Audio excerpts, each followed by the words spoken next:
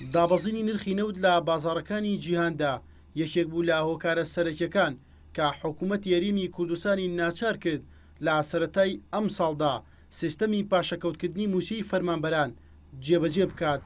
لە کاتی ڕاگەیاندنی بڕیارەکەدا بەرپرسانی حکوومەت بەڵینیاندا ماگانە پێداچوونەوە بەڕێژەی پاشەکەوتەکەدا بکەن، بەڵام لە چەند مانگی ڕابردوودا سەرباری بەرزبوونەوەی نرخی نەوت بەراورد بەو کاتەی بڕیارەکە درا تا ئێستا موچەی فەرمانبەران وەک خۆیەتی و ڕێژەی پاشەکەوتەکە کەم نەکراوەتەوە.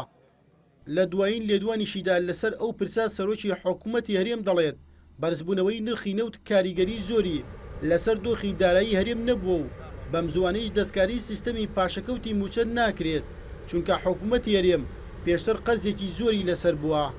بەرزبوونەوەی نرخی نەوت تەسیرێکی زۆری نەکردوتە سەر دەهاتی ئێمە، چونکە ئێمە پێش وەختە زۆر قەرزێکی زۆرمان لەسەر بووە بۆ تەمینی معاشاتی هەرێمی کوردستان.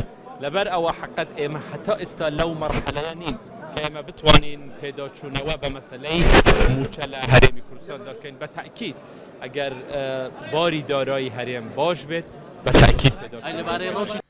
لە ماوەی ڕابردوودا هەرێمی کوردستان و ئەمریکا ڕێکەوتنێکیان ئیمزا کرد و بە پێی ڕێکەوتنەکە ئەمریکا موچەی بەشێک لە هێزەکانی پێشمەرگا دابین دەکات. سەرۆکی حکوومەتی هەرێمیش دەڵێت لە مانگی داهاتووەوە ئەمریکا یەکەم موچەی هێزەکانی پێشمەرگە دابین دەکات کە 50 ملیۆن دۆلارە و ماوەی 9 مانگ بەردەوام دەبێت.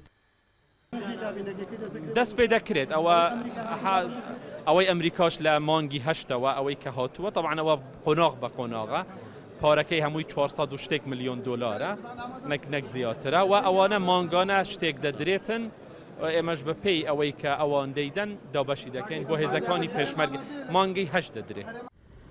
دابەزینی نرخی نەوت و دەنگۆی تەقاندنەوەی بۆری نەوتی هەرێم و ڕاگررتنی هەناردەی نەوتی کەرکک ئەو پاساوانە بوون کە لە ڕابردوودا حکوومەت بەهۆیەوە موچەی فەرمانبەرانی کەم کردەوە.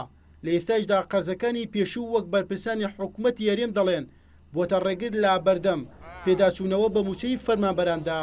نەوت ئەوە چەند مانگێکە بەرز بووەتەوە و حکوومەت ئامادە نیە پاشەکەوت زیادکە و بیانوەکە ئەوەیە کە قەرزاری کۆمپانیای نێوتە جیهانیەکانە لە کاتێکە نازانم قەرزیان لەکوێ کرد وەکە کردیان پارەکە چی لێ هات، چونکە لە هەموو 2014 و لە هەموو 2015 حکومەت 13 ملیاری داوە بە موچە، لە کاتێکە 10 ملیار دۆلاری بانقەکان دەستکاری کراوە، 4 ملیار دۆلاری کۆمپانیای نێوتە ناوخۆیەکان قەرز کراوە، ملیارێک و 200 ملیۆن دۆلار لە تورکیا قەرز کراوە، کۆمەڵێک قەرزی دیکەشن ئەمە جگە لە پارەی نەوت. ئەی کەواتەم داهاتانە چی لێ هات؟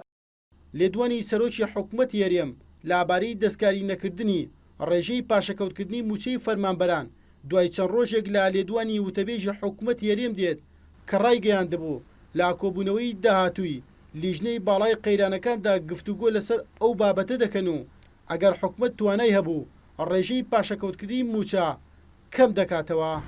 هێرشقادرێن ئارتی هەولێر.